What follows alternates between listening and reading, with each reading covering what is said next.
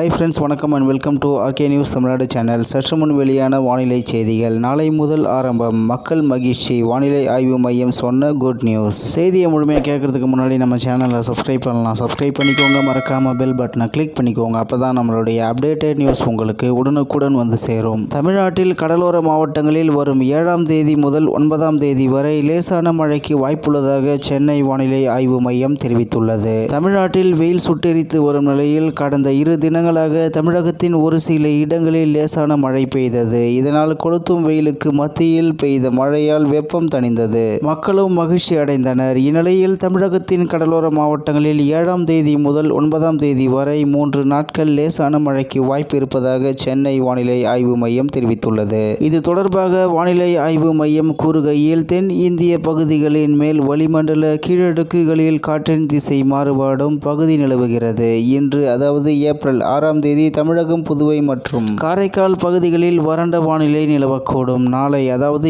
April 7ஆம் தேதி கடலோர மாவட்டங்களில் ஓரிரு இடங்களிலும், புதுச்சேரி மற்றும் காரைக்கால் பகுதிகளிலும் லேசானது முதல் மிதமான மழை பெய்யக்கூடும். வரும் 8ஆம் தேதி மாவட்டங்கள் மற்றும் அதனை ஒட்டிய மாவட்டங்களில் ஓரிரு இடங்களிலும், புதுவை மற்றும் காரைக்கால் பகுதிகளிலும் லேசானது முதல் மிதமான மழை பெய்யக்கூடும். மேலும் வரும் 9ஆம் தேதி தமிழ்நாட்டில் ஓரிரு இடங்களிலும், புதுச்சேரி மற்றும் காரைக்கால் பகுதிகளிலும் லேசானது முதல் மிதமான மழை பெய்யக்கூடும். வரும் 10 மற்றும் 11ஆம் தேதிகளில் தமிழகம், புதுவை மற்றும் காரைக்கால் பகுதிகளில் வறண்ட வானிலை நிலவக்கூடும் என்று சென்னை வானிலை ஆய்வு மையம் தெரிவித்துள்ளது.